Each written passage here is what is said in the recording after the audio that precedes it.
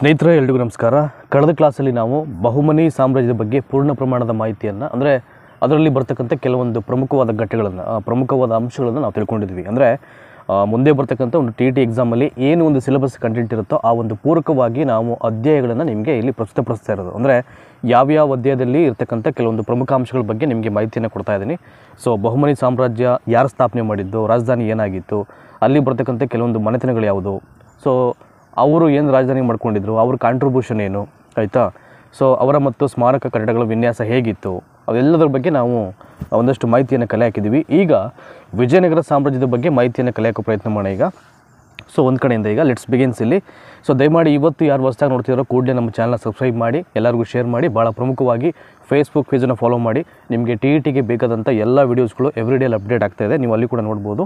ನಮ್ಮ YouTube channel ಆಗಿರ್ಬೋದು, Telegram channel ಆಗಿರ್ಬೋದು, ಅಥವಾ ನಮ್ಮ ಫೇಸ್ಬುಕ್ ಪೇಜ್ ಲಿಂಕ್ ಆಗಿರ್ಬೋದು, ಎಲ್ಲವೂ ಕೂಡ ನಿಮಗೆ ಈ ವಿಡಿಯೋ ಕೆಳಗಡೆ ನೋಡಿ ಡಿಸ್ಕ್ರಿಪ್ಷನ್ ಬಾಕ್ಸಲ್ಲಿ ನಿಮಗೆ ಎಲ್ಲವೂ ಅವೈಲೇಬಲ್ ಇದೆ. ಸೊ ಎಲ್ಲವನ್ನು ಕ್ಲಿಕ್ ಮಾಡಿ ಜಾಯ್ನ್ ಆಗಿ ಸಪೋರ್ಟ್ ಮಾಡಿ, ನಿಮ್ಮೆಲ್ಲ ಸ್ನೇಹಿತರಿಗೂ ಶೇರ್ ಮಾಡಿ. ಸೊ ಟೈಮನ್ನು ವೇಸ್ಟ್ ಮಾಡೋದು ಬೇಡ. ನೋಡಿ ವಿಜಯನಗರ ಸಾಮ್ರಾಜ್ಯ ಅಂತಕ್ಕಂಥದ್ದು ನೋಡಿ ಯಾವಾಗ ಸ್ಥಾಪನೆ ಆಗುತ್ತೆ ಇದೆಲ್ಲ ನಿಮಗೆ ಪರಿಚಯ ಇದೆ, ಆದರೂ ತೊಂದರೆ ಇಲ್ಲ. 1336ರಲ್ಲಿ ತುಂಗಭದ್ರಾ ನದಿ, ಸೊ ಯಾವ ನದಿ ಅದು, ಇಟ್ ಈಸ್ ವೆರಿ ಇಂಪಾರ್ಟೆಂಟ್, ಇದನ್ನು ಕೇಳ್ಬೋದು ನಿಮಗೆ. ವಿಜಯನಗರ ಸಾಮ್ರಾಜ್ಯ ಯಾವ ನದಿಯ ದಂಡೆಯ ಮೇಲೆ ಸ್ಥಾಪನೆ ಆಗುತ್ತೆ ಅಂತ. ಸೊ ತುಂಗಭದ್ರಾ ನದಿಯ ದಂಡೆಯ ಮೇಲೆ ಅದು ಸ್ಥಾಪನೆ ಆಗುತ್ತೆ. ಸೊ ರಾಜಧಾನಿ ಬಂದು ಹಂಪಿ, ಇನ್ನು ಲಾಂಛನ ಬಂದು ಇವರು ದಟ್ ಈಸ್ ವರಹ ಅಂತ ಇದನ್ನು. ಸೊ ವಿಜಯನಗರ ಸಾಮ್ರಾಜ್ಯದ ರಾಜಧಾನಿ ಯಾವುದಪ್ಪ ಅಂದರೆ ಹಂಪಿ, ಇವರ ಲಾಂಛನ ಬಂದು ವರಹ, ಇದನ್ನೇ ಕೇಳ್ತಾರೆ. ಸೊ ವರಹ ಯಾವ ಒಂದು ಧರ್ಮದ ಲಾಂಛನ ಅಂತ ಒಂದಷ್ಟು ಪ್ರಶ್ನೆ ಪತ್ರಿಕೆಯಲ್ಲಿ ಕೇಳಿದರು. ಸೊ ಫಸ್ಟು ಈ ಸಾಮ್ರಾಜ್ಯವನ್ನು ಭಾಳ ಪ್ರಮುಖವಾಗಿ ಹರಿಹರ ಮತ್ತು ಬುಕ್ಕ ಅಂದರೆ ಅಕ್ಕ ಬುಕ್ಕ ಅಂತ ಇದನ್ನು. ಸೊ ಅವರು ಫಸ್ಟು ಈ ವಿಜಯನಗರ ಸಾಮ್ರಾಜ್ಯವನ್ನು ಸ್ಥಾಪನೆ ಮಾಡ್ತಾರೆ. ಸೊ 1336ರಲ್ಲಿ ತುಂಗಭದ್ರಾ ನದಿಯ ದಕ್ಷಿಣ ದಡದ ಮೇಲೆ ಈ ರಾಜ್ಯವನ್ನು ಸ್ಥಾಪನೆ ಮಾಡಲಾಗುತ್ತೆ. ಸೊ ರಾಜಧಾನಿ ಬಂದು ಹಂಪಿ, ಇದರ ಒಂದು ರಾಜಲಾಂಛನ ಬಂದು ವರಾಹ. ಇನ್ನು ಈ ವಿಜಯನಗರ ಸಾಮ್ರಾಜ್ಯವನ್ನು ಆಳಿದಂಥ ಪ್ರಮುಖವಾದ 4 ಮನೆತನಗಳು, ಇಟ್ ಈಸ್ ವೆರಿ ಇಂಪಾರ್ಟೆಂಟು. ಇಡೀ ವಿಜಯನಗರ ಸಾಮ್ರಾಜ್ಯವನ್ನು ಆಳ್ವಿಕೆ ಮಾಡಿದಂಥ 4 ಮನೆತನಗಳು ಯಾವುದು ಅಂತ ನೋಡಿ. ಮೊದಲನೇದು ಬಂದು ಸಂಗಮ ವಂಶ, ಸಾಳುವ ವಂಶ, ತುಳುವ ವಂಶ, ಅರವಿಡು ವಂಶ ಅಂತ. It is very important. ಇವೆಲ್ಲ ನಿಮಗೆ ಮ್ಯಾಚ್ ದ ಫಾಲೋಯಿಂಗ್ ಟೈಪಲ್ಲಿ ಕೇಳ್ಬೋದು ನಿಮಗೆ. ನೋಡಿ ಪಾರ್ಟ್ ಎನಲ್ಲಿ ಎಲ್ಲ ವಂಶಗಳ ಬಗ್ಗೆ ಕೊಡ್ಬಿಟ್ಟು ಪಾರ್ಟ್ ಬಿನಲ್ಲಿ ಪ್ರತಿಯೊಂದು ವಂಶಕ್ಕೂ ಸಂಬಂಧ ಇರತಕ್ಕಂಥ ವ್ಯಕ್ತಿಗಳನ್ನು ಕೊಡ್ಬೋದು ನಿಮಗೆ. ಇದನ್ನು ನೀವು ಮ್ಯಾಚ್ ಮಾಡಬೇಕು ಅಂದರೆ ಈ ಸಾಮ್ರಾಜ್ಯವನ್ನು ಆಳ್ವಿಕೆ ಮಾಡಿದಂಥ ಅಷ್ಟು ಅಂದರೆ ಆ 4 ಮನೆತನಗಳ ಬಗ್ಗೆ ನಿಮಗೆ ಪರಿಪೂರ್ಣವಾಗಿ ಮಾಹಿತಿ ಇರಬೇಕು. ಹಾಗಿದ್ದರೆ ಮಾತ್ರ ನೀವು ಈಸಿಯಾಗಿ ಅದನ್ನು ಮ್ಯಾಚ್ ಮಾಡ್ಬೋದು. ಸೊ ಸಂಗಮ ವಂಶ ಇದರ ಆಳ್ವಿಕೆ ಬಂದು ಸತಪೂರ್ವ 1336ರಿಂದ 1485. ಇನ್ನು ಸಾಳುವ ವಂಶ 1485ರಿಂದ 1505. ಇನ್ನು ತುಳುವ ವಂಶ ಬಂದು 1505ರಿಂದ 1567. ಇನ್ನು ಅರವೀಡು ವಂಶ ಬಂದು 1570ರಿಂದ 1646 ಇದು. ಸೊ ಇಷ್ಟು ವಂಶಗಳಾಯಿತು ವಿಜಯನಗರ ಸಾಮ್ರಾಜ್ಯವನ್ನು ಆಳ್ವಿಕೆ ಮಾಡಿದಂಥ 4 ಮನೆತನಗಳು: ಸಂಗಮ, ಸಾಳುವ, ತುಳುವ ಮತ್ತು ಅರವೀಡು. ಈಗ ಈ ಪ್ರತಿಯೊಂದು ವಂಶದಲ್ಲಿ ಬರ್ತಕ್ಕಂಥ ಅರಸರಾಗಿರ್ಬೋದು, ಅವ್ರ ಕಾಂಟ್ರಿಬ್ಯೂಷನ್ ಏನು, ಅವ್ರು ಏನು ಮಾಡಿದ್ರು, ಅವರು ಸಾಹಿತಿಗಳು, ಇನ್ ಕೇಸ್ ಸಾಹಿತಿಗಳಾಗಿರೋ ಅವ್ರು ಬರೆದಂಥ ಕೃತಿಗಳು ಯಾವುದು, ಎಲ್ಲವನ್ನು ಅಂದರೆ ಇಡೀ ವಿಜಯನಗರ ಸಾಮ್ರಾಜ್ಯಕ್ಕೆ ಈ ಒಂದು ವಂಶದಲ್ಲಿರ್ತಕ್ಕಂಥ ಕೆಲವೊಂದು ರಾಜರ ಅಥವಾ ಅರಸರ ಕೊಡುಗೆ ಏನು ಅಂತ let's begins from the one by one ನೋಡೋಣ. ಈಗ ನೋಡಿ ಮೊದಲನೇದು ಸಂಗಮ ವಂಶ. ಸೊ ಈ ಮನೆತನದ ಮೊದಲನೇ ಅರಸ ಯಾರಪ್ಪ ಅಂದರೆ ಹರಿಹರ ಅಂತ ಹೇಳ್ತೀವಿ. ಸೊ ಹರಿಹರ ಮತ್ತು ಈ ಅಕ್ಕ ಬುಕ್ ಅಂತ ನಾವಾಗಲೇ ಹೇಳಿದೆ, ಅವರು ಮೊದಲು ಈ ಸಾಮ್ರಾಜ್ಯವನ್ನು ಸ್ಥಾಪನೆ ಮಾಡ್ತಾರೆ. ಆದರೆ ಈ ಸಂಗಮ ವಂಶದಲ್ಲಿ ಹರಿಹರ ಅಂತಕ್ಕಂಥವನೇ ಈ ಒಂದು ಮನೆತನದ ಮೊದಲನೇ ಅರಸ. ಸಂಗಮ ವಂಶದ ಮೊದಲನೇ ಅರಸ ಯಾರು ಅಂದರೆ ಅದು ಹರಿಹರ ಆಗುತ್ತೆ. ಇನ್ನು ಮತ್ತೊಂದು ಬುಕ್ಕರಾಯ. ಮಧುರೆಯ ಸುಲ್ತಾನನನ್ನು ಸೋಲಿಸಿದ ಬುಕ್ಕರಾಯನ ಪುತ್ರ ಕಂಪಣನು ಸಾಮ್ರಾಜ್ಯವನ್ನು ವಿಸ್ತಾರ ಮಾಡ್ತಾನೆ. ಸೊ ಎಲ್ಲ ಕಾಲಘಟ್ಟ ನೀವು ಯಾವುದೇ ಮನೆತನವನ್ನು ತಗೊಂಡ್ರೆ ಸೊ ಮೂಲ ಸಂಸ್ಥಾಪಕ ಅಂತ ಒಬ್ಬ ಇರ್ತಾನೆ. ಸೊ ಪ್ರಸಿದ್ಧ ದೊರೆ, ಅವನ ನಂತರ ಬಂದಂಥ ಎಲ್ಲ ಅರಸು ದೊರೆಗಳು ಏನು ಮಾಡ್ತಾರೆ, ಆ ಒಂದು ಸಾಮ್ರಾಜ್ಯವನ್ನು ಮುಂದುವರಿಸ್ಕೊಂಡು ವಿಸ್ತಾರ ಮಾಡ್ತಕ್ಕಂಥ ಒಂದು ಪ್ರಯತ್ನದಲ್ಲಿ ಇದ್ದೇ ಇರ್ತಾರೆ. ಸೊ ಅದೇ ಮಾದರಿಯಲ್ಲಿ ಸೊ ಬುಕ್ಕರಾಯ ಅಂತ ಇವನು ಮಧುರೆಯ ಸುಲ್ತಾನನ್ನು ಸೋಲಿಸಿ ಏನು ಮಾಡ್ತಾನೆ, ಇವನ ಮಗ ಇರ್ತಾನೆ ಒಬ್ಬ ಕಂಪಣ ಅಂತ, ಅವನು ವಿಜಯನಗರ ಸಾಮ್ರಾಜ್ಯವನ್ನು ವಿಸ್ತಾರ ಮಾಡಲಿಕ್ಕೆ ಅವನು ಪ್ರಯತ್ನ ಮಾಡ್ತಾನೆ. ಇನ್ನು ಬುಕ್ಕನು ಜೈನರು ಮತ್ತು ಶ್ರೀ ವೈಷ್ಣವರ ನಡುವಿನ ಧಾರ್ಮಿಕ ಕಲಹವನ್ನು ಶಮನಗೊಳಿಸಿ ಸರ್ವಧರ್ಮ ಸಮನ್ವಯತೆಯನ್ನು ಎತ್ತಿ ಹಿಡಿದಂಥ ಬಗ್ಗೆ 1368ರ ಶಾಸನ ಯಾವುದೋ ದಟ್ ಈಸ್ ಶ್ರವಣಬೆಳಗೊಳ ಅಂತ ಅದು ವಿವರಣೆಯನ್ನು ಕೊಡುತ್ತೆ. ಇದನ್ನು ಕೇಳ್ಬೋದು ನಿಮಗೆ.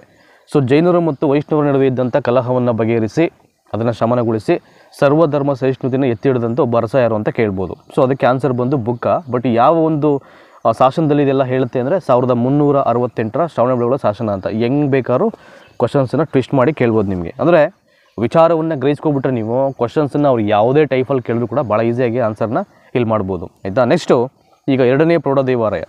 ಇನ್ನು ಸಂಗಮ ವಂಶದ್ದು ಇಷ್ಟ ಆಯಿತು ಸಾಕು ನಿಮಗೆ, ಇಷ್ಟ. ಈಗ ಇಟ್ ಈಸ್ ವೆರಿ ಇಂಪಾರ್ಟೆಂಟು ಕೆಲವೊಂದು ಕಾನ್ಸೆಪ್ಟು ನೋಡಿ. ಇಲ್ಲಿ ಇನ್ನೊಂದ್ಸಲ ಕ್ವಿಕ್ಕಾಗಿ ಹೇಳ್ಬಿಡ್ತೀನಿ. ಹರಿಹರ ಈ ಸಂಗಮ ವಂಶದ ಮೊದಲನೇ ಸ್ಥಾಪಕ ಅವನು ಅರಸ. ಇನ್ನು ಬುಕ್ಕರಾಯ ಬಂದು ಇವನೇನು ಮಾಡ್ತಾನೆ, ಮಧುರೆಯ ಸುಲ್ತಾನನ್ನು ಸೋಲಿಸಿ ಇವನ ಮಗ ಇರ್ತಾನೆ ಒಬ್ಬ ಕಂಪಣ ಅಂತ, ಅವನು ವಿಜಯನಗರ ಸಾಮ್ರಾಜ್ಯವನ್ನು ವಿಸ್ತರಣೆ ಮಾಡ್ತಕ್ಕಂಥ ಒಂದು ಪ್ರಯತ್ನ ಮಾಡ್ತಾನೆ. ಇನ್ನು ನೆಕ್ಸ್ಟ್ ಬುಕ್ಕ ಏನು ಮಾಡ್ತಾನೆ, ಜೈನರು ಮತ್ತು ವೈಷ್ಣವ ನಡುವೆ ಇದ್ದಂಥ ಕೆಲವೊಂದು ಧಾರ್ಮಿಕ ಶಮನವನ್ನು ಶಮನಗೊಳಿಸಿ ಸರ್ವಧರ್ಮ ಸಹಿಷ್ಣುತೆಯನ್ನು ಆತ ಎತ್ತಿಡಿತಾನೆ. ಇದು 1368ರ ಶಾಸನವಾದಂಥ ಶ್ರವಣಬೆಳಗೊಳ ಆ ಶಾಸನದಲ್ಲಿ ಉಲ್ಲೇಖಿತವಾಗಿರ್ತಕ್ಕಂಥ ವಿವರಣೆ ಇದು. ಸೊ ನೆಕ್ಸ್ಟ್ ಎರಡನೇ ಪ್ರೌಢದೇವರಾಯ. ಸೊ ಎರಡನೇ ಪ್ರೌಢದೇವ ಬಂದು ಈಗ ಸಂಗಮ ವಂಶದ ಪ್ರಸಿದ್ಧ ದೊರೆ ಈತ. ಸೊ ಮೊದಲನೇ ಅರಸ ಯಾರಪ್ಪ ಅಂದರೆ ಹರಿಹರ, ಆವಾಗಲೇ ಹೇಳಿದ್ದು ನಾನು. ಇನ್ನು ಈ ಸಂಗಮ ವಂಶದಲ್ಲೇ ಅತ್ಯಂತ ಪ್ರಸಿದ್ಧ ದೊರೆ ಯಾರಪ್ಪ ಅಂದರೆ ಅದು ಎರಡನೇ ಪ್ರೌಢದೇವರಾಯ. ಸೊ ಅವನನ್ನು ಇಲ್ಲಿ ಸಂಗಮ ವಂಶದ ಪ್ರಸಿದ್ಧ ದೊರೆ ಅಂತ ಹೇಳ್ತಾರೆ. ಈತನು ಲಕ್ಕಣ ದಂಡೇಶ ಅಂತಕ್ಕಂಥ ಒಂದು ಸೇನಾನಿಯನ್ನು ಇಟ್ಕೊಂಡಿರ್ತಾನೆ ಅವನು, ಆಯಿತಾ. ಸೊ ಕೇರಳ ಮತ್ತು ಶ್ರೀಲಂಕಾ ರಾಜರಿಂದ ಕಪ್ಪ ಕಾಣಿಕೆಯನ್ನು ಸಂಗ್ರಹ ಮಾಡ್ತಾನೆ. ಯಾರು? ಎರಡನೇ ಪ್ರೌಢದೇವರಾಯ. ಇವನ ಸೇನಾನಿ ಯಾರು ಅಂದರೆ ಲಕ್ಕಣ ದಂಡೇಶ. ಸೊ ಕೇರಳ ಮತ್ತು ಶ್ರೀಲಂಕಾ ರಾಜರಿಂದ ಕಪ್ಪ ಕಾಣಿಕೆಯನ್ನು ಸಂಗ್ರಹ ಮಾಡ್ತಾರೆ ಇವರು. ಇನ್ನು ಜೈನ ಹಾಗೂ ವೈಷ್ಣವ ದೇವಾಲಯವನ್ನು ನಿರ್ಮಾಣ ಮಾಡ್ತಾನೆ. ಸೊ ಅಲ್ಲಿ ಹರಿಹರ ಏನು ಮಾಡ್ತಾನೆ ಅಲ್ಲಿ, ಸೊ ದಟ್ ಈಸ್ ಬುಕ್ಕ ಏನು ಮಾಡ್ತಾನೆ, ವೈಷ್ಣವರು ಮತ್ತು ಜೈನ ನಡುವೆ ಇದ್ದಂಥ ಕೆಲವೊಂದು ಕಲಹವನ್ನು ಅವನು ಶಮನಗೊಳಿಸ್ಬಿಟ್ಟು ಸರ್ವಧರ್ಮ ಶ್ರೇಷ್ಠತೆ ಎತ್ತಿಡಿತಾನೆ. ಅದೆಲ್ಲವೂ ನಿಮಗೆ ಶ್ರವಣಬೆಳಗೊಳ ಶಾಸನದಲ್ಲಿ ಉಲ್ಲೇಖ ಆಗಿದೆ ಅಂತ ಹೇಳಿದೆ. ಬಟ್ ಇಲ್ಲಿ ಎರಡನೇ ಪ್ರೌಢದೇವ ಏನು ಮಾಡ್ತಾನೆ, ಜೈನ ಮತ್ತು ವೈಷ್ಣವ ದೇವಾಲಯವನ್ನು ನಿರ್ಮಾಣ ಮಾಡ್ತಕ್ಕಂಥ ಪ್ರಯತ್ನ ಮಾಡ್ತಾನೆ. ಬಟ್ ನಿರ್ಮಾಣ ಕಾರ್ಯವನ್ನು ಕೂಡ ಮಾಡ್ತಾನೆ ಅವನು, ದೇವಾಲಯವನ್ನು ಕಟ್ಟಿಸ್ತಾನೆ ಅವನು. ಸೊ ಈತನ ಆಸ್ಥಾನದಲ್ಲಿ ಭಾಳ ಪ್ರಮುಖವಾಗಿ ತೆಲುಗು ಕವಿಗಳು ಯಾರು, ತೆಲುಗು ಕವಿ ಶ್ರೀನಾಥ, ಸಂಸ್ಕೃತ ವಿದ್ವಾಂಸ ಡಿಂಡಿಮ ಮತ್ತು ಕನ್ನಡ ಕವಿ ಲಕ್ಕಣ ದಂಡೇಶ ಆಶ್ರಯವನ್ನು ಪಡ್ಕೊಂಡಿದ್ದರು. ಯೂಶಲಿ ಲಕ್ಕಣ ದಂಡೇಶ ಎರಡನೇ ಪ್ರೌಢದೇವರಾಯನ ಸೇನಾನಿಯೂ ಕೂಡ ಹೌದು, ಆತ ಒಬ್ಬ ಸಾಹಿತಿಯೂ ಕೂಡ ಹೌದು. ಭಾಳ ಪ್ರಮುಖವಾಗಿ ಸೊ ತೆಲುಗು ಕವಿ ಯಾರು ಅಂದರೆ ಶ್ರೀನಾಥ, ಸಂಸ್ಕೃತ ವಿದ್ವಾಂಸ ಡಿಂಡಿಮ, ಇನ್ನು ನಮ್ಮ ಕನ್ನಡದ ಕವಿ ಬಂದು ಲಕ್ಕಣ ದಂಡೇಶ, ಇವರು ಪ್ರಮುಖವಾಗಿ ಇಲ್ಲಿ ಆಶ್ರಯವನ್ನು ಪಡ್ಕೊಂಡಿದ್ದರು. ಇನ್ನು ವೀರಶೈವ ಧರ್ಮ ಅಂತಕ್ಕಂಥದ್ದು ಇವರ ಒಂದು ಆಡಳಿತ ಅವಧಿಯಲ್ಲಿ ಅದು ಪುನರ್ಜನ್ಮವನ್ನು ಪಡ್ಕೊಳ್ಳುತ್ತೆ. ಇನ್ನು ಈ ಪ್ರೌಢದೇವರನಿಗಿದ್ದಂಥ ಕೆಲವೊಂದು ಬಿರುದುಗಳು, ಇಟ್ ಈಸ್ ವೆರಿ ಇಂಪಾರ್ಟೆಂಟು, ಹೆಂಗೆ ಬೇಕಾದ್ರೂ ಕೇಳ್ತಾರೆ. ಇನ್ನು ಕೇಳಿರೋದನ್ನ ಯಾವುದೋ ಒಂದು ಪ್ರಶ್ನೆ ಪತ್ರಿಕೆಯಲ್ಲಿ TETದು ಗಜಬೇಟೆಂಕಾರ ಈ ಒಂದು ಬಿರುದನ್ನು ಯಾರು ಕೊಡಿದ್ರು ಅಂತ ಕೇಳಿದರು.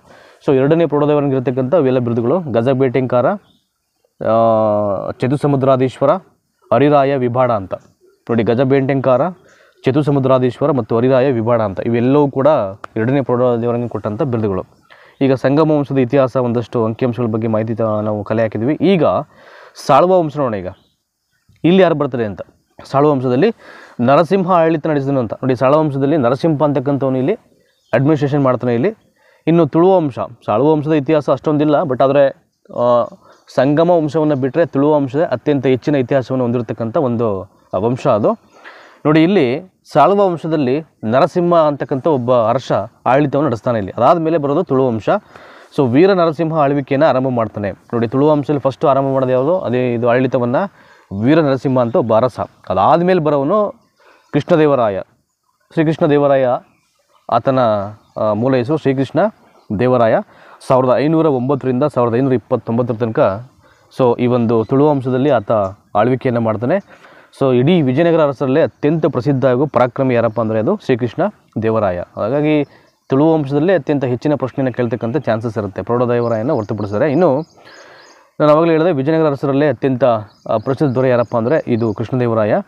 ಸತಪೂರ್ವ 1510ರಲ್ಲಿ ಉಮ್ಮತ್ತೂರಿನ ಪಾಳೆಯಗಾರ ಗಂಗರಾಜನಿಂದ ಶಿವನ ಸಮುದ್ರ ಕೋಟೆಯನ್ನು ವಶಪಡಿಸಿಕೊಳ್ತಾನೆ. ಫಸ್ಟ್ ವಿಕ್ಟರಿ ಇದು ಯಾರ್ದು, ಕೃಷ್ಣದೇವರಾಯಂದು. 1510ರಲ್ಲಿ ಉಮ್ಮತ್ತೂರಿನ ಒಬ್ಬ ಪಾಳೆಗಾರನಾದಂಥ ಯಾರೋ ಇದ್ದಿದ್ದಲ್ಲಿ ಪಾಳೆಗಾರ ಗಂಗರಾಜ ಅಂತ. ಸೊ ಅವನಿಂದ ಶಿವನ ಸಮುದ್ರ ಕೋಟೆಯನ್ನು ವಶಪಡಿಸಿಕೊಳ್ತಾನೆ. ಇದಾದ ಮೇಲೆ ಸೊ ಬಿಜಾಪುರ ಸುಲ್ತಾನನಿಂದ ಗೋವಾವನ್ನು ವಶಪಡಿಸಿಕೊಳ್ಳುತ್ತಾ ಪೋರ್ಚುಗೀಸರಿಗೆ ಸಹಾಯವನ್ನು ಮಾಡ್ತಾನೆ. ವಶಪಡಿಸಿಕೊಳ್ಳುವಲ್ಲಿ ಪೋರ್ಚುಗೀಸರಿಗೆ ಸಹಾಯವನ್ನು ಮಾಡ್ತಾನೆ ಯಾರು, ಸೊ ಕೃಷ್ಣದೇವರಾಯ.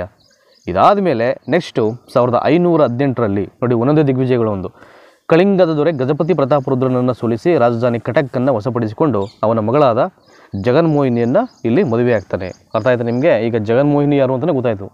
ಸೊ ಕೃಷ್ಣದೇವರಾಯನ ಹೆಂಡತಿ. ಯಾವ ರೀತಿಯಲ್ಲಿ ಮದುವೆ ಆಗ್ತಾನೆ ಅವನು, 1518ರಲ್ಲಿ ಒಬ್ಬ ಕಳಿಂಗದ ದೊರೆ ಇರ್ತಾನೆ ಯಾರು, ದಟ್ ಈಸ್ ಗಜಪತಿ ಪ್ರತಾಪರುದ್ರ ಅಂತ. ಅವನನ್ನು ಸೋಲಿಸಿ ಅವನ ರಾಜಧಾನಿಯಾದಂಥ ಕಟಕ್ಕನ್ನು ವಶಪಡಿಸ್ಕೊಳ್ಳೋದಲ್ಲದೆ ಆ ಒಂದು ಕಳಿಂಗದ ದೊರೆ ಗಜಪತಿ ಪ್ರತಾಪರುದ್ರನ ಮಗಳನ್ನು ಕೂಡ ಜಗನ್ಮೋಹಿನಿಯನ್ನು ಅಂತ ಅಲ್ಲಿ ವಿವಾಹ ಆಗ್ತಾನೆ.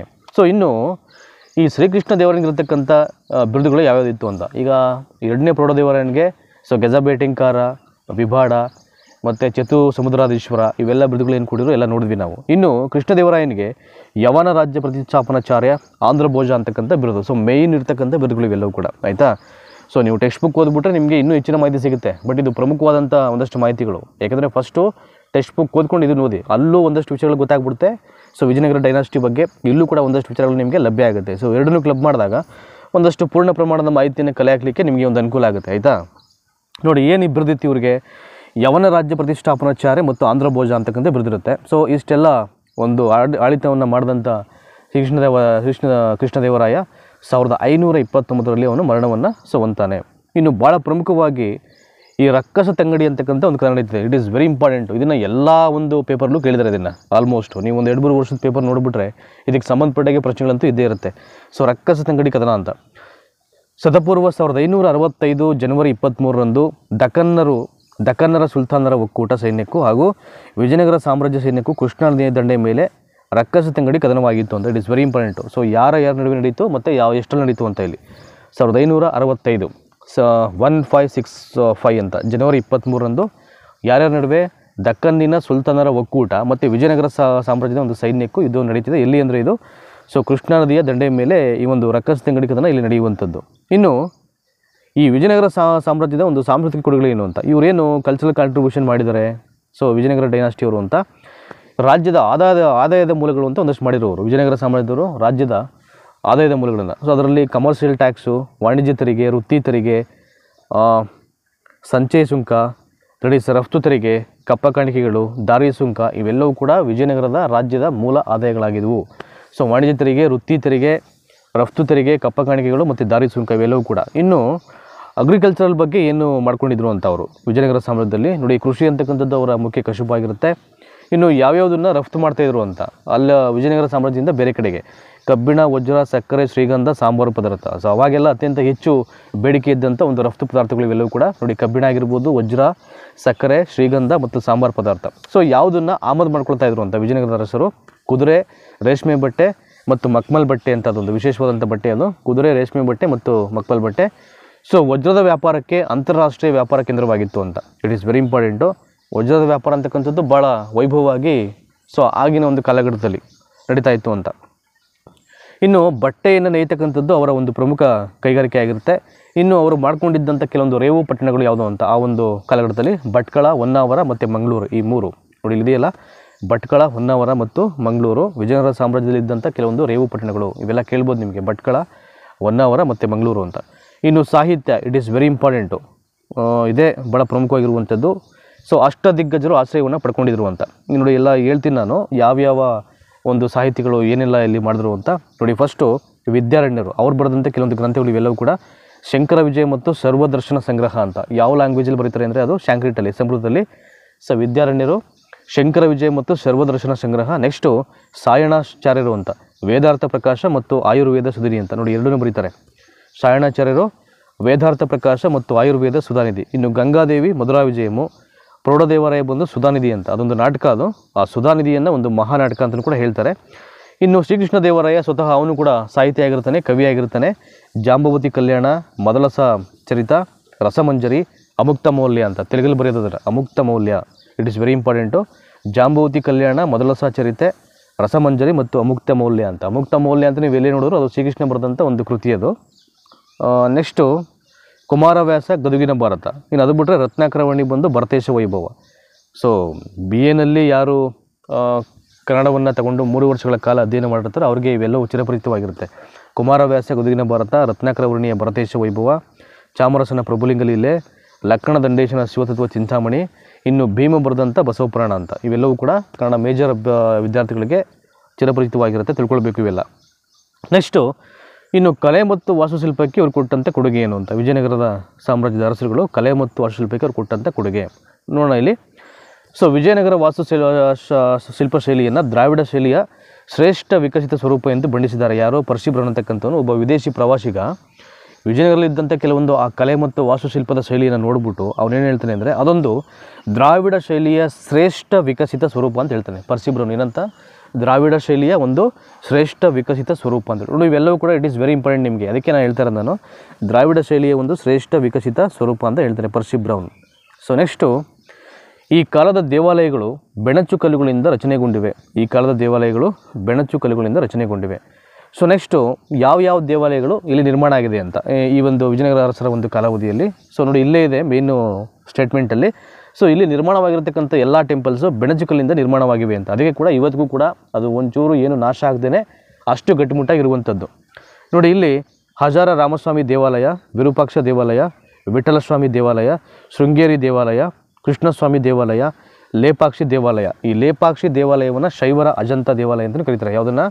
ಲೇಪಾಕ್ಷಿ ದೇವಾಲಯವನ್ನು. ಆಯಿತಾ? ಇನ್ನು ಶಿಲ್ಪಕಲೆಗಳು ನೋಡೋದಾದ್ರೆ ನಿಮಗೆ ಕಲ್ಲಿನ ರಥ ಆಗಿರ್ಬೋದು, ನರಸಿಂಹ ಆಗಿರ್ಬೋದು, ಗಣಪತಿ ವಿಗ್ರಹ ಆಗಿರ್ಬೋದು, ಇವೆಲ್ಲವೂ ಕೂಡ ಶಿಲ್ಪಕಲೆಗಳು. ನಾನು ಎಡಭಾಗದಲ್ಲಿ ಹೇಳಿದ್ನಲ್ಲ, ಅವೆಲ್ಲವೂ ಕೂಡ ಇಲ್ಲಿ ದೇವಾಲಯಗಳು ನೋಡಿ. ಹಜಾರ ರಾಮಸ್ವಾಮಿ ದೇವಾಲಯ, ವಿರೂಪಾಕ್ಷ ದೇವಾಲಯ, ವಿಠಲಸ್ವಾಮಿ ದೇವಾಲಯ, ಶೃಂಗೇರಿ ವಿದ್ಯಾಶಂಕರ ದೇವಾಲಯ, ಕೃಷ್ಣಸ್ವಾಮಿ ದೇವಾಲಯ ಮತ್ತು ಲೇಪಾಕ್ಷಿ ದೇವಾಲಯವನ್ನು ಶೈವರ ಅಜಂತ ಅಂತಲೂ ಅದನ್ನು ಹೇಳ್ತಾರೆ. ಸೊ ಹೀಗೆ ಸ್ಕಾಲಪ್ ಮಾಡೋಣ. ಇನ್ನು ವಿಜಯನಗರ ಅರಸರಲ್ಲಿ ಇದ್ದಂತೆ ಕೆಲವೊಂದು ವಿದೇಶಿ ಪ್ರವಾಸಿಗರು ಅಂತ, ಅಂದರೆ ಯಾರ್ಯಾರ ಅರಸರ ಒಂದು ಅಧಿಕಾರಾವಧಿ ಇದ್ದಾಗ ಅವರೆಲ್ಲ ಬಂದಿದ್ದರು ಮತ್ತು ಏನು ಹೇಳಿದ್ದಾರೆ ಅಂತ. ಸೊ ಈಗ ವಿದೇಶಿ ಪ್ರವಾಸಿಗರು ನೋಡೋಣ ಈಗ. ಸೊ ಒಂದು ಕಡೆಯಿಂದ ನೋಡಿ, 1ನೇ ಹರಿಹರನ ಅವನ ಒಂದು ಅಧಿಕಾರಾವಧಿಯಲ್ಲಿ ಇಬನ್ ಬತೂತಾ ಅಂತ ಮೊರಾಕ್ಕೋ ದೇಶದವನು ಅವನು ಬಂದಿರ್ತಾನೆ, ವಿದೇಶಿ ಪ್ರವಾಸಿಗ. ಇನ್ನು ಪ್ರೌಢದೇವರಾಯನ ಒಂದು ಅಧಿಕಾರಾವಧಿಯಲ್ಲಿ ನೋಡಿ ಇಲ್ಲಿ ಇಬ್ಬರು ಬರ್ತಾರೆ, ಒಂದು ನಿಕೋಲೋ ಕೋಂಟಿ ಮತ್ತು ಅಬ್ದುಲ್ ರಜಾಕು ಮತ್ತು ನಿಕಿಟಿನ್ ಅಂತ 3 ಜನ. Nicolo Conti, Nicolo de Conti, Abdul Razak ಮತ್ತು ನಿಕಿಟಿನ್ ಅಂತ.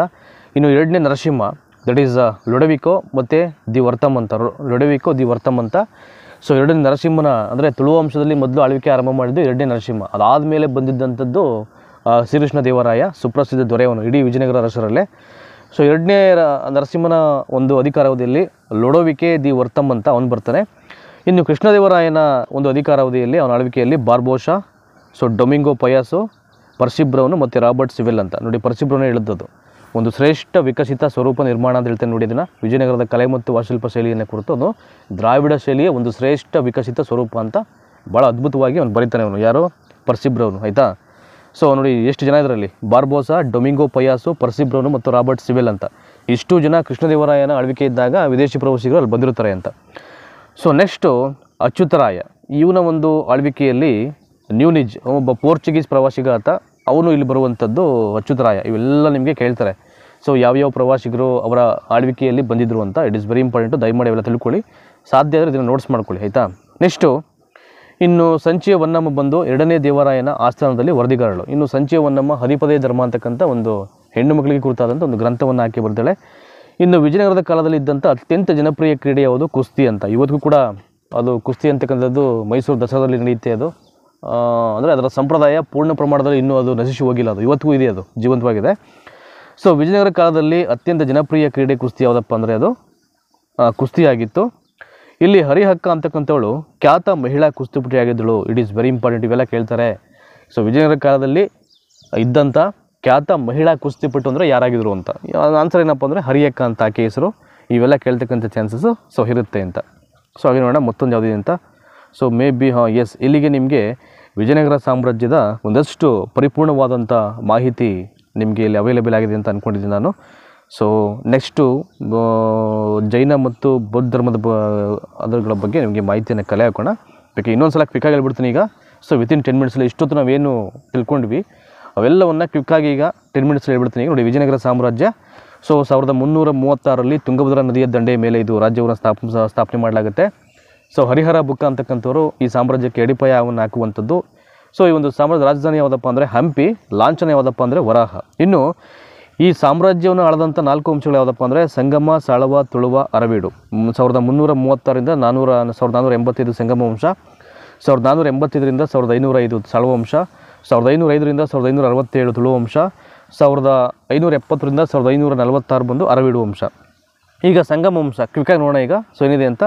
ಸೊ ಹರಿಹರ ಅಂತಕ್ಕಂಥವನು ಈ ಮನೆತನದ ಮೊದಲನೇ ಅರಸ ಆತ. ಇನ್ನು ಬುಕ್ಕರಾಯ ಮಧುರೆಯ ಸುಲ್ತಾನನ್ನು ಸೋಲಿಸಿ ಬುಕ್ಕರಾಯನ ಪುತ್ರನಾದಂಥ ಕಂಪಣ ಏನು ಮಾಡ್ತಾನೆ, ಈ ಒಂದು ಸಾಮ್ರಾಜ್ಯವನ್ನು ವಿಸ್ತಾರ ಮಾಡ್ತಕ್ಕಂಥ ಕೆಲಸವನ್ನು ಮಾಡ್ತಾನೆ. ಇನ್ನು ಈ ಬುಕ್ಕನು ಸೊ ಜೈನರು ಮತ್ತು ವೈಷ್ಣವ ನಡುವೆ ಇದ್ದಂಥ ಕಲಹವನ್ನು ಅವನು ಸಮನಗೊಳಿಸಿ ಅಲ್ಲಿ ಸರ್ವಧರ್ಮ ಸಮನ್ವಯತೆಯನ್ನು ಎತ್ತಿ ಹಿಡಿದ ಅನ್ನಲಿಕ್ಕೆ ಸೊ ಶ್ರವಣಬೆಳಗೊಳದ ಶಾಸನ ಇದು ವಿವರಣೆ ನೀಡುತ್ತೆ. ಅದು 1368ರಲ್ಲಿ ರಚನೆಯಾದಂಥ ಒಂದು ಶಾಸನ, ಶ್ರವಣಬೆಳಗೊಳ ಶಾಸನ ಅಂತ. ಸೊ ನೆಕ್ಸ್ಟು 2ನೇ ಪ್ರೌಢದೇವರಾಯ, ದಟ್ ಈಸ್ ಸಂಗಮ ವಂಶದ ಪ್ರಸಿದ್ಧ ದೊರೆಯಿತ. ಈತನ ಸೇನಾನಿ ಬಂದು ಯಾರಪ್ಪ ಅಂದರೆ ಲಕ್ಕಡ ದಂಡೇಶ. ಕೇರಳ ಮತ್ತು ಶ್ರೀಲಂಕಾದ ಒಂದು ರಾಜ್ಯದಿಂದ ಇವರು ಕಪ್ಪ ಕಾಣಿಕೆಯನ್ನು ಸಂಗ್ರಹ ಮಾಡ್ತಾ ಇರ್ತಾರೆ. ಸೊ ಇವನೇನು ಮಾಡ್ತಾನೆ 2ನೇ ಪ್ರೌಢದೇವರಾಯ ಅಂದರೆ ಸೊ ಜೈನರು ಮತ್ತು ವೈಷ್ಣವ ದೇವಾಲಯವನ್ನು ನಿರ್ಮಾಣ ಮಾಡ್ತಾನೆ. ಸೊ ಇವನ ಆಸ್ಥಾನದಲ್ಲಿ ತೆಲುಗು ಕವಿ ಶ್ರೀನಾಥ ಅಂತ ಇರ್ತಾನೆ, ಅನ್ನೋ ಸ್ಯಾಂಕ್ರಿಟ್ ಕವಿ ಬಂದು ಡಿಂಡಿಮ ಇರ್ತಾನೆ. ಹಾಗೆಯೇ ನಮ್ಮ ಕನ್ನಡದ ಕವಿ ಲಕ್ಕಣ ದಂಡೇಶ ಆಶ್ರಯದಲ್ಲಿರ್ತಾನೆ. ಇನ್ನು ವೀರಶೈವ ಧರ್ಮ ಅಂತಕ್ಕಂಥದ್ದು ಇವನ ಒಂದು ಕಾಲಾವಧಿಯಲ್ಲಿ ಅದು ಪುನರ್ಜನ್ಮವನ್ನು ಪಡ್ಕೊಳ್ಳುತ್ತೆ. ಇನ್ನು 2ನೇ ಪ್ರೌಢದೇವನಿಗಿದ್ದಂಥ ಕೆಲವೊಂದು ಬಿರುದುಗಳ ಬಗ್ಗೆ ನೋಡೋದಾದ್ರೆ ನಿಮಗೆ ಗಜಬೆಂಟಿಂಕಾರ, ಚತುಸಮುದ್ರಾಧೀಶ್ವರ, ಹರಿರಾಯ, ವಿಭಾಡ ಅಂತ ಈ 3 ಬಿರುದಿರುತ್ತೆ. ಇನ್ನು ವೆರಿ ಇಂಪಾರ್ಟೆಂಟ್ಲಿ ಸಾಳವ ವಂಶ ನೋಡೋಣ. ಇಲ್ಲಿ ಸಾಳವ ವಂಶವನ್ನು ನರಸಿಂಹ ಅಂತಕ್ಕಂಥವನು ಆಳ್ವಿಕೆಯನ್ನು ಮಾಡ್ತಾನೆ. ಇದಾದ ಮೇಲೆ ಮತ್ತೊಂದು ಬರ್ತಕ್ಕಂಥ ಸುಪ್ರಸಿದ್ಧ ಒಂದು ವಂಶ ಅಂದರೆ ಜನಪ್ರಿಯ ವಂಶ ಅಂದರೆ ಅದು ತುಳು ವಂಶ. ಈ ತುಳು ವಂಶದಲ್ಲಿ ವೀರ ನರಸಿಂಹ ಅಂತಕ್ಕಂಥವನು ಫಸ್ಟು ಆಳ್ವಿಕೆಯನ್ನು ಮಾಡ್ತಾನೆ. ಸೊ ಕೃಷ್ಣದೇವರಾಯ ಅಂತಕ್ಕಂಥವನು ಈ ತುಳುವ ವಂಶದಲ್ಲೇ ಅತ್ಯಂತ ಪ್ರಸಿದ್ಧ ಮತ್ತು ವಿಜಯನಗರ ರಾಷ್ಟ್ರದಲ್ಲಿ ಅತ್ಯಂತ ಪ್ರಸಿದ್ಧ ದೊರೆಯಾತ 1509ರಿಂದ 1529. ಸೊ ಕೃಷ್ಣದೇವರಾಯನ ಒಂದು ಕಾಲಘಟ್ಟ ಅದು. ಸೊ ಈತ ಪ್ರಸಿದ್ಧ ದೊರೆ ವಿಜಯನಗರದ ಅರಸರಲ್ಲೇ. ಸೊ ಮೊದಲು ಏನು ಮಾಡ್ತಾನೆ ಇವನ ದಿಗ್ವಿಜಯಗಳು 1510ರಲ್ಲಿ ಮೊದಲು ಉಮ್ಮತ್ತೂರಿನ ಪಾಳೆಯಗಾರನಾದಂಥ ಗಂಗರಾಜನಿಂದ ಶಿವನಸಮುದ್ರ ಕೋಟೆಯನ್ನು ವಶಪಡಿಸ್ಕೊಳ್ತಾನೆ. ಇದಾದಮೇಲೆ ಬಿಜಾಪುರ ಸುಲ್ತಾನರಿಂದ ಆ ಗೋವಾವನ್ನು ವಶಪಡಿಸ್ಕೊಂಡು ಪೋರ್ಚುಗೀಸರಿಗೆ ಹೆಲ್ಪ್ ಮಾಡ್ತಾನೆ. ಸೊ ನೆಕ್ಸ್ಟ್ ವೆರಿ ಇಂಪಾರ್ಟೆಂಟ್ಲಿ 1518ರಲ್ಲಿ ಕಳಿಂಗದ ದೊರೆಯಾದಂಥ ಗಜಪತಿ ಪ್ರತಾಪರುದ್ರನನ್ನು ಸೋಲಿಸಿ ಅವನ ರಾಜಧಾನಿ ಕಟಕನ್ನು ವಶಪಡಿಸ್ಕೊಳ್ತಾನೆ. ಜೊತೆಗೆ ಗಜಪತಿ ಪ್ರತಾಪರುದ್ರನ ಮಗಳಾದಂಥ ಜಗನ್ಮೋಹಿನಿಯನ್ನು ಕೂಡ ಅಲ್ಲಿ ಅವನು ಮದುವೆ ಆಗ್ತಾನೆ. ಅಂದರೆ ಇವನಿಗಿದ್ದಂಥ ಬಿರುದುಗಳು ಕೃಷ್ಣದೇವರಾಯನಿಗೆ ಯವನ ರಾಜ್ಯ ಪ್ರತಿಷ್ಠಾಪನಾಚಾರ್ಯ ಆಂಧ್ರಭೋಜ ಅಂತಿರುತ್ತೆ. ಇನ್ನು 1529ರಲ್ಲಿ ಕೃಷ್ಣದೇವರಾಯ ಮರಣವನ್ನು ಹೊಂತಾನೆ. ಸೊ ರಕ್ಕಸ ತೆಂಗಡಗಿ ಕದನ ಅಂತ ಇಟ್ ಈಸ್ ವೆರಿ ಇಂಪಾರ್ಟೆಂಟು. ಇದು 1565 ಜನವರಿ 23ನೇ ತಾರೀಕು ನಡೆಯುತ್ತೆ. ಯಾರ್ಯಾರಿಗೆ ಅಂದರೆ ದಕ್ಕನ್ನರ ಸುಲ್ತಾನರ ಒಕ್ಕೂಟದ ಸೈನ್ಯಕ್ಕೂ ಮತ್ತು ವಿಜಯನಗರ ಅರಸರ ಸೈನ್ಯಕ್ಕೂ ಈ ಒಂದು ಯುದ್ಧ ಕೃಷ್ಣಾ ನದಿಯ ದಂಡೆಯ ಮೇಲೆ ಈ ಒಂದು ಯುದ್ಧ ಕದನ ನಡೆಯುತ್ತೆ ಅಂತ. ಇನ್ನು ಇವರ ಕಲ್ಚರಲ್ ಕಾಂಟ್ರಿಬ್ಯೂಷನ್ ಏನು ಅಂತ ವಿಜಯನಗರ ಅರಸರದ್ದು ಒಂದು ಕಡೆ ನೋಡೋಣ. ರಾಜ್ಯದ ಮೂಲ ಆದಾಯಗಳು ಯಾವುದು ಅಂತ ಮೇನ್ ಬರೋದು ಇಲ್ಲಿ. ವಾಣಿಜ್ಯ ತೆರಿಗೆ, ವೃತ್ತಿ ತೆರಿಗೆ, ಸಂಜೆ ತೆರಿಗೆ, ರಫ್ತು ತೆರಿಗೆ, ಕಪ್ಪ ಕಾಣಿಕೆ ಮತ್ತು ದಾರಿ ಸುಂಕ ಇವೆಲ್ಲವೂ ಕೂಡ ವಿಜಯನಗರ ರಾಜ್ಯದ ಒಂದು ಆದಾಯದ ಮೂಲಗಳಾಗಿದ್ವು. ಅಗ್ರಿಕಲ್ಚರಲ್ ಅವರ ಒಂದು ಮುಖ್ಯ ಕಸುಬಾಗಿರುತ್ತೆ. ಯಾವ್ಯಾವ ವಸ್ತುವನ್ನು ರಫ್ತು ಮಾಡ್ತಾಯಿದ್ರು ಅಂತ ಇವರು ಕಬ್ಬಿಣ, ವಜ್ರ, ಸಕ್ಕರೆ, ಶ್ರೀಗಂಧ ಮತ್ತು ಸಾಂಬಾರ್ ಪದಾರ್ಥ ಆ ಒಂದು ಕಾಲಘಟ್ಟದಲ್ಲಿ ಅತ್ಯಂತ ಹೆಚ್ಚಿನ ಬೇಡಿಕೆ ಇದ್ದಂಥ ಪದಾರ್ಥಗಳು ಇವೆಲ್ಲವೂ ಕೂಡ. ಯಾವುದನ್ನು ಆಮದು ಮಾಡ್ಕೊಳ್ತಾ ಇದ್ರು, ಇಂಪೋರ್ಟ್ ಯಾವುದು ಅಂತ ಕುದುರೆ, ರೇಷ್ಮೆ ಬಟ್ಟೆ, ಮಕ್ಮಲ್ ಬಟ್ಟೆ ಅಂತ. ಮಕ್ಮಲ್ ಬಟ್ಟೆ ಅಂತಕ್ಕಂಥದ್ದು ಭಾಳ ಒಂದು ವಿಶೇಷವಾದ ಬಟ್ಟೆ ಆ ಕಾಲಘಟ್ಟದ್ದು. ಇನ್ನು ವಜ್ರದ ವ್ಯಾಪಾರಕ್ಕೆ ಅಂತಾರಾಷ್ಟ್ರೀಯ ವ್ಯಾಪಾರ ಕೇಂದ್ರವಾಗಿತ್ತು ಅಂತ ಆಯಿತಾ. ಅಂದರೆ ಅಷ್ಟು ದೊಡ್ಡ ಪ್ರಮಾಣದಲ್ಲಿ ವ್ಯಾಪಾರ ನಡೀತಾ ಇತ್ತು ಅಂತ. ಇಂಟರ್ನ್ಯಾಷನಲ್ ಆಗಿ ಒಂದು ಸೆಂಟರ್ ಇತ್ತು ಅಂದರೆ ಈ ಡೈಮಂಡ್ ಬಿಸ್ನೆಸ್ಗೆ ಅದರ ಒಂದು ವ್ಯಾಪಾರ ಅಂತಕ್ಕಂಥದ್ದು ಅಷ್ಟು ಚೆನ್ನಾಗಿ ನಡೀತಾ ಇತ್ತು ಅಂತ. ಇನ್ನು ಬಟ್ಟೆ ನೇಯುವುದು ಪ್ರಮುಖ ಕೈಗಾರಿಕೆಯಾಗಿತ್ತು. ಇನ್ನು ವಿಜಯನಗರದಲ್ಲಿ ಇದ್ದಂಥ ಕೆಲವೊಂದು ರೇವು ಪಟ್ಟಣಗಳು ಅಂತ ಯಾವುದಿತ್ತು ಅಂತ ಭಟ್ಕಳ, ಹೊನ್ನಾವರ ಮತ್ತು ಮಂಗಳೂರು ಈ ಮೂರು. ಇನ್ನು ಈ ಕಾಲಘಟ್ಟದ ಸಾಹಿತ್ಯದ ಬಗ್ಗೆ ನೋಡೋದಾದರೆ ಅಷ್ಟದಿಗ್ಗಜರು ಈ ಒಂದು ಕಾಲಘಟ್ಟದಲ್ಲಿ ಅವರು ಆಶ್ರಯವನ್ನು ಪಡ್ಕೊಂಡಿದ್ದರು. ಅದರಲ್ಲಿ ಭಾಳ ಪ್ರಮುಖವಾಗಿ ವಿದ್ಯಾರಣ್ಯರು ಸ್ಯಾಂಕ್ರಿಟಲ್ಲಿ ಶಂಕರ ವಿಜಯ ಮತ್ತು ಸರ್ವಧರ್ಮದ ಸಂಗ್ರಹವನ್ನು ಬರೀತಾರೆ. ಇನ್ನು ಸಾಯಣಾಚಾರ್ಯರು ವೇದಾರ್ಥ ಪ್ರಕಾಶ ಮತ್ತು ಆಯುರ್ವೇದ ಸುಧಾನಿಧಿ ಬರೀತಾರೆ. ಇನ್ನು ಗಂಗಾದೇವಿ, ಮಧುರಾ ವಿಜಯಮು, ಪ್ರೌಢದೇವರಾಯ ಸುಧಾನಿಧಿ ಅದನ್ನು ಮಹಾನಾಟಕ ಅಂತಲೂ ಹೇಳ್ತಾರೆ, ಪ್ರೌಢದೇವರಾಯನ ಸುಧಾನಿಧಿಯನ್ನು. ಇನ್ನು ಕೃಷ್ಣದೇವರಾಯ ಸ್ವತಃ ಕವಿಯಾಗಿರ್ತಾನೆ. ಹಾಗಾಗಿ ಇವನು ಜಾಂಬವತಿ ಕಲ್ಯಾಣ, ಮೊದಲಸ ಚರಿತ, ರಸಮಂಜರಿ, ಅಮುಕ್ತ ಮೌಲ್ಯ ಇಷ್ಟು ಕೃತಿಯನ್ನು ಆತ ಬರೀತಾನೆ. ನೆಕ್ಸ್ಟು ಕುಮಾರವ್ಯಾಸ ಬಂದು ದಟ್ ಈಸ್ ಗದುಗಿನ ಭಾರತವನ್ನು ಬರೆಯುವುದು ಕುಮಾರವ್ಯಾಸ. ಇನ್ನು ರತ್ನಾಕರ ವರ್ಣಿ, ಭರತೇಶ ವೈಭವ, ಚಾಮರಸನ ಪ್ರಭುಲಿಂಗಲೀಲೆ, ಲಕ್ಕಣ ದಂಡೇಶ ಇವು ಸೇನಾನಿಯೂ ಕೂಡ ಹೌದು, ಈತ ಒಬ್ಬ ಕವಿಯೂ ಕೂಡ ಹೌದು. ಶಿವತತ್ವ ಚಿಂತಾಮಣಿಯನ್ನು ಬರೀತಾನೆ. ಇನ್ನು ಭೀಮ ಬಂದು ಬಸವಪುರಾಣ ಅಂತಕ್ಕಂಥ ಕೃತಿಯನ್ನು ಆತ ಬರೀತಾನೆ. ಇನ್ನು ಈ ಒಂದು ಸಾಮ್ರಾಜ್ಯದ ಕಲೆ ಮತ್ತು ವಾಸ್ತುಶಿಲ್ಪ ಈ ಒಂದು ಕಲೆ ಮತ್ತು ವಾಸ್ತುಶಿಲ್ಪವನ್ನು ಕುರಿತು ಒಬ್ಬ ವಿದೇಶಿ ಪ್ರವಾಸಿಗನಾದಂಥ ಪರ್ಸಿ ಬ್ರೌನು ವಿಜಯನಗರ ವಾಸ್ತುಶೈಲಿಯನ್ನು ದ್ರಾವಿಡ ಶೈಲಿಯ ಶ್ರೇಷ್ಠ ವಿಕಸಿತ ಸ್ವರೂಪ ಅಂತ ಅವನು ಭಾಳ ಮನದಾಳದಿಂದ ಅವನು ಬಣ್ಣಿಸ್ತಾನೆ. ಆ ಸಾಮ್ರಾಜ್ಯದ ಒಂದು ಕಲೆ ಮತ್ತು ವಾಸ್ತುಶಿಲ್ಪದ ಸೊಬಗನ್ನು, ಆ ವೈಭೋಗವನ್ನು ನೋಡಿ. ನೆಕ್ಸ್ಟು ಈ ಕಾಲದಲ್ಲಿ ಇರ್ತಕ್ಕಂಥ ದೇವಾಲಯಗಳು ಅಂದರೆ ನಿರ್ಮಾಣವಾಗಿದ್ದ ದೇವಾಲಯಗಳು ಬೆಂಚುಕಲ್ಲಿಂದ ನಿರ್ಮಾಣವಾಗಿವೆ ಅಂತಕ್ಕಂಥದ್ದು ಒಂದು ಇತಿಹಾಸ ಇದು. ಪ್ರಮುಖ ದೇವಾಲಯಗಳು ಹಜಾರ ರಾಮಸ್ವಾಮಿ ದೇವಾಲಯ, ವಿರೂಪಾಕ್ಷ ದೇವಾಲಯ, ವಿಠ್ಠಲಸ್ವಾಮಿ ದೇವಾಲಯ, ಶೃಂಗೇರಿ ವಿದ್ಯಾಶಂಕರ ದೇವಾಲಯ, ಕೃಷ್ಣಸ್ವಾಮಿ ದೇವಾಲಯ ಮತ್ತು ಲೇಪಾಕ್ಷಿ ದೇವಾಲಯ ಇದು ಶೈವರ ಅಜಂತ ಅಂತ ಹೇಳ್ತಾರೆ. ಇನ್ನು ಶಿಲ್ಪಕಲೆ ಕಲಿನರಥ, ನರಸಿಂಹ ಮತ್ತು ಗಣಪತಿ ವಿಗ್ರಹ ಅಂತ ಆಯಿತಾ. ನೆಕ್ಸ್ಟು ವಿದೇಶಿ ಪ್ರವಾಸಿಗರು ಈ ಒಂದು ಕಾಲಘಟ್ಟದಲ್ಲಿ ಇಲ್ಲಿ ಕೆಲವೊಂದು ಅರಸರು ಆಳ್ವಿಕೆಯನ್ನು ಮಾಡತಕ್ಕಂಥ ಟೈಮಲ್ಲಿ ಬಂದಂಥ ವಿದೇಶಿ ಪ್ರವಾಸಿಗರು ಯಾರು ಅಂತ ನೋಡಿ. ಈಗ 1ನೇ ಹರಿಹರನ ಒಂದು ಅಧಿಕಾರ ಇದ್ದಾಗ ಯಾರು ಬಂದಿರು ಅಂತ ಇಬನ್ ಬತೂತ, ಅವನು ಮೊರಾಕೋ ದೇಶದವನು. ಇನ್ನು 2ನೇ ಪ್ರೌಢದೇವರ ಎಂದು ನಿಕೋಲೋ ಕೋಂಟಿ, ಅಬ್ದುಲ್ ರಜಾಕು, ನಿಕೋಟಿನ್ 3 ಜನ ಇರ್ತಾರೆ. ನಿಕೋಲೋ ಕೋಂಟಿ, ಅಬ್ದುಲ್ ರಜಾಕು ಮತ್ತು ನಿಕೋಟಿನ್ ಅಂತ. 1ನೇ ಹರಿಹರ ಬಂದು ದಟ್ ಈಸ್ ಇಬನ್ ಬತೂತ ಮೊರಾಕೋದವನು. 2ನೇ ಪ್ರೌಢದೇವರಾಯ Niccolo de Conti, Abdul Razak ಮತ್ತು ನಿಕೋಟಿನ್ ಅಂತ. 2ನೇ ನರಸಿಂಹನ ಆಳ್ವಿಕೆಯಲ್ಲಿ ಲೊಡವಿಕೋ ದಿ ವರ್ತಮ್ ಅಂತ. ಇನ್ನು ಕೃಷ್ಣದೇವರಾಯನ ಆಸ್ಥಾನಕ್ಕೆ ತುಂಬ ಜನ ಬರ್ತಾರೆ. ಇಲ್ಲಿ ಬಾರ್ಬೋಸಾ ಆಗಿರ್ಬೋದು, ಡೊಮಿಂಗೋ ಪಯಾಸು, ಪರ್ಸಿ ಬ್ರೌನು ಮತ್ತು ರಾಬರ್ಟ್ ಸಿವಿಲ್ ಅಂತ. ಬಾರ್ಬೋಸಾ, ಡೊಮಿಂಗೋ ಪಯಾಸು, ಪರ್ಸಿ ಬ್ರೌನು ಮತ್ತು ರಾಬರ್ಟ್ ಸಿವಿಲ್ಲು. ಇನ್ನು ಅಚ್ಯುತ ದೇವರಾಯನ ಒಂದು ಅಧಿಕಾರ ಇದ್ದಾಗ ಯಾರು ಬರ್ತಾರೆ ಅಂತ ದಟ್ ಈಸ್ ನ್ಯೂನಿಜ್ ಅಂತ, ಅವನು ಪೋರ್ಚುಗಲ್ ದೇವಸ್ಥಾನನು. ಇನ್ನು ವಿಜಯನಗರ ಸಾಮ್ರಾಜ್ಯದಲ್ಲಿ ಹೊನ್ನಮ್ಮ ಅಂತಕ್ಕಂಥವಳು 2ನೇ ದೇವರಾಯನ ಆಸ್ಥಾನದಲ್ಲಿ ವರದಿಗಾರಳಾಗಿರ್ತಾಳೆ. 2ನೇ ದೇವರಾಯನ ಆಸ್ಥಾನದ ವರದಿಗಾರತಿ ಯಾರು ಅಂದರೆ ಹೊನ್ನಮ್ಮ ಅಂತ ಅವಳು ಆಕೆ. ಇನ್ನು ಈ ಕಾಲದಲ್ಲಿ ಕುಸ್ತಿ ಅಂತಕ್ಕಂಥದ್ದು ಅತ್ಯಂತ ಜನಪ್ರಿಯವಾದಂಥ ಒಂದು ಕ್ರೀಡೆಯಾಗಿರುತ್ತೆ. ಇನ್ನು ಭಾಳ ಪ್ರಮುಖವಾಗಿ ಹರಿಯಕ್ಕ ಅಂತಕ್ಕಂಥವಳು ಆ ಒಂದು ಕಾಲಘಟ್ಟದಲ್ಲಿ ಖ್ಯಾತ ಮಹಿಳಾ ಕುಸ್ತಿಪಟು ಆಗಿರ್ತಾಳೆ. ನೋಡಿ, ಇದಿಷ್ಟು ನಿಮಗೆ ವಿಜಯನಗರ ಸಾಮ್ರಾಜ್ಯದ ಬಗ್ಗೆ ಕಂಟೆಂಟಲ್ಲಿ ಏನಿದೆ ಅಂತ ಸಿಲೆಬಸ್ಸಲ್ಲಿ ಅದಕ್ಕೆ ಸಂಬಂಧಪಟ್ಟಂಥ ಒಂದಷ್ಟು ಬಹಳ ಪ್ರಮುಖವಾದಂಥ ಮಾಹಿತಿಗಳು. ಹಾಗೆಯೇ ಮುಂದಿನ ವಿಡಿಯೋಗಳಲ್ಲಿ ನಿಮಗೆ ಜೈನ ಧರ್ಮದ ಬಗ್ಗೆ ಮತ್ತು ಬೌದ್ಧ ಧರ್ಮದ ಬಗ್ಗೆ ಇನ್ನು ಉಳಿದಂಥ ಯಾವ್ಯಾವುದು ಇಂಪಾರ್ಟೆಂಟ್ ಅಂತ ಅನಿಸುತ್ತೋ ನಿಮಗೆ TET ಸಿಲೆಬಸ್ಗೆ ಪೂರಕವಾಗಿ ಅವೆಲ್ಲವನ್ನು ಪ್ರತಿಯೊಂದು ವಿಡಿಯೋದಲ್ಲಿ ನಾನು ಮಾಡೋ ಪ್ರಯತ್ನ ಮಾಡ್ತೀನಿ. ಐ ಹೋಪ್ ನಿಮಗೆಲ್ಲ ಐ ಥಿಂಕ್ ಅರ್ಥ ಆಗಿದೆ ಅಂತ ಭಾವಿಸ್ತಾ ಈ ವಿಡಿಯೋನ ಕ್ಲೋಸ್ ಮಾಡಲಿಕ್ಕಿಂತ ಮುಂಚೆ ದಯಮಾಡಿ ಮರೆದೇ ಎಲ್ಲರಿಗೂ ಶೇರ್ ಮಾಡಿ. ನಿಮ್ಮ ಎಲ್ಲ TET ಫ್ರೆಂಡ್ಸ್ಗೂ ಹೊಸ್ದಾಗಿ ಯಾರು ಬರೀತಾ ಇದ್ದಾರೋ ಅಥವಾ ಮತ್ತೊಂದು ಸಲ ಯಾರು ಎಕ್ಸಾಮ್ ಫೇಸ್ ಮಾಡ್ತಾರೋ ಎಲ್ಲರಿಗೂ ಅನುಕೂಲ ಆಗಲಿ. ವಿತೌಟ್ ಟೇಕಿಂಗ್ ಸಿಂಗಲ್ ರುಪಿ, ಯಾವುದೇ ಅಮೌಂಟ್ ಇಲ್ಲದೆ ನಾನು ಮಾಡ್ತಕ್ಕಂಥ ಫ್ರೀ ಕ್ಲಾಸಸ್ ಇವೆಲ್ಲವೂ ಕೂಡ ನಿಮಗೆ ಅಂದರೆ ರೀಚ್ ಆಗಬೇಕು. ನಿಮಗೆ ನಮ್ಮ ಇಂಟೆನ್ಷನ್ ಇಷ್ಟೇ, ದಟ್ ಈಸ್ ಒಳ್ಳೆ ಮಾರ್ಕ್ಸಲ್ಲಿ ನೀವು ಗೇನ್ ಮಾಡಬೇಕು. That is our intention. ಅದು ಬಿಟ್ಟರೆ ನಮಗೇನು ಇಲ್ಲಿ ಯಾವುದೇ ಇದಿಲ್ಲ ಇಲ್ಲಿ. ದಯಮಾಡಿ ನಮ್ಮ ಫೇಸ್ಬುಕ್ ಪೇಜನ್ನು ಫಾಲೋ ಮಾಡಿ. ಲಿಂಕ್ ಬಂದು ಡಿಸ್ಕ್ರಿಪ್ಷನ್ ಬಾಕ್ಸಲ್ಲಿ ಎಲ್ಲವೂ ಇದೆ. ನೀವು ಡಿಸ್ಕ್ರಿಪ್ಷನ್ ಬಾಕ್ಸನ್ನು ನೋಡಿಬಿಟ್ರೆ ನಿಮಗೆ ಅಲ್ಲಿ ಎಲ್ಲ ವಿಡಿಯೋ ಲಿಂಕ್ಸು ಅವೈಲೇಬಲ್ ಇದೆ. ಜಸ್ಟ್ ಒಂದು ಸಲ ಚೆಕ್ ಮಾಡಿ ನಿಮಗೆ ಗೊತ್ತಾಗುತ್ತೆ, ಆಮೇಲೆ ನೀವೇ ಫಾಲೋ ಅಪ್ ಮಾಡ್ತೀರಾ. ಥ್ಯಾಂಕ್ ಯು ಇಷ್ಟೊತ್ತು ಈ ಒಂದು ವಿಡಿಯೋನ ವಾಚ್ ಮಾಡೋದಕ್ಕೆ. ನಿಮಗೆಲ್ಲ ನಮಸ್ಕಾರ.